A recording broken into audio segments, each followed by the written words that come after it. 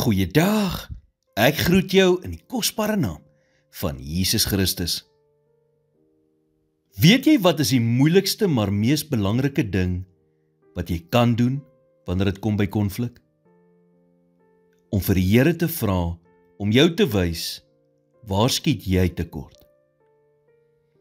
Nie waar skiet jou huweliksmaat of jou kollega tekort nie.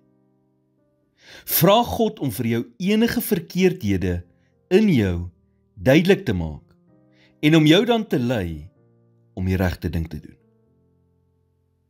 Jou taak is om enige deel van die konflik te erken wat veroorsaak is deur ongevoeligheid, onvolwassenheid of nalatigheid of enige ander rede. En dit is nie altyd so maklik nie. Hoekom nie? Want ons is trots. Ons wil nie altyd erken, ons was verkeerd nie. Ons is dikwels selfsugtig wanneer dit kom by verhoudings. Baie keer kyk ons net vas in ons eie behoeftes en in wat ons wil hê uit 'n verhouding uit.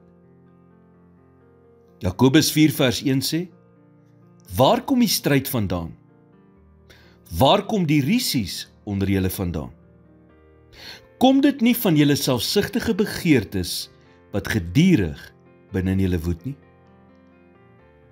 Daar sal baie minder konflik in ons lewens wees as ons ophou bid en sê, Here, verander die ander persoon. En begin bid en sê, Here, verander my. Wees U koning oor my lewe.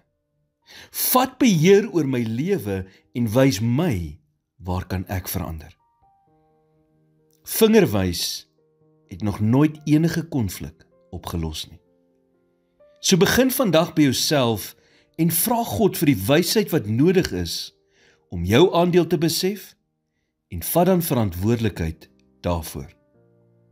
Dit sal nooit maklik wees nie, maar dit sal altyd die regte keuse wees. Here, wys my vandag waar skiet ek tekort in die verhoudings wat deel is van my lewe. Lei my dan om verantwoordelikheid te vat en die regte ding te doen. In Jesus naam bid ek dit. Amen.